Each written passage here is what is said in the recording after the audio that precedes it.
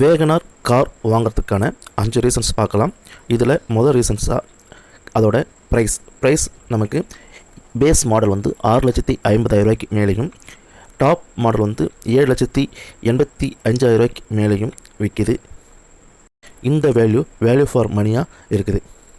Second reason mileage நமக்கு 1000 சிசியில் 24.35, 1200 சிசியில் வந்து 23.56 நமக்கு கிடைக்கிது. அது மட்டும் இல்லாத இது பெட்ரோல், சிஎன்ஜி, ஆட்டோமேட்டிக், மேனுவல் அப்படின்னு சொல்லிட்டு எல்லா ஃபீச்சர்ஸோட நமக்கு வண்டி அவைலபிளாக இருக்குது. தேர்ட் ரீசன் வந்து ஹை சேல்ஸ்.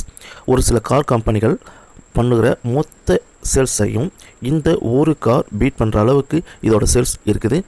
இது எவ்ரி மந்த் வந்து ஒரு 10,000 to 15,000 மேலே வந்து கார்கள் விற்கிது.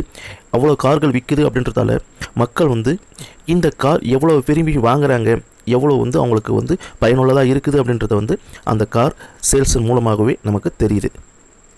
ஃபோர்த் பாயிண்ட்டு, வண்டியோட ஸ்பேர்ஸ். அதிக அளவில் வந்து வண்டி விற்கிறதால அதோட ஸ்பேர் பார்ட்ஸும் நமக்கு ஈஸியாக கிடைக்கும். கிராமப்புறத்தில் கூட அதோட ஸ்பேர் பார்ட்ஸ் ஈஸியாக கிடைக்கும். அது மட்டும் இல்லாமல் வண்டியோட ப்ரைஸ் பார்த்திங்க அப்படின்னு சொன்னால் நமக்கு வேல்யூ ஃபார் மணியாக கம்மி ரேட்டில் இருக்கிறதால அதோட ஸ்பேர் பார்ட்ஸோட ரேட்டும் நமக்கு ஈஸியாக வாங்கி மாற்றக்கூடிய அளவில் இருக்குது. லாஸ்ட் பாயிண்ட் பார்த்திங்க அப்படின்னு சொன்னால் மாருதி கம்பெனி தான். இந்த மாருதி கம்பெனி இந்தியாவில் த நம்பர் 1 செல்லிங் கம்பெனியாக இருக்குது. இதோட கார்கள் அனைத்துமே த பெஸ்ட் காராக இருக்குது. அதனால் நம்ம நம்பி வாங்கக்கூடிய காரணத்தில் இதுவும் ஒரு காரணமாக நமக்கு இருக்குது.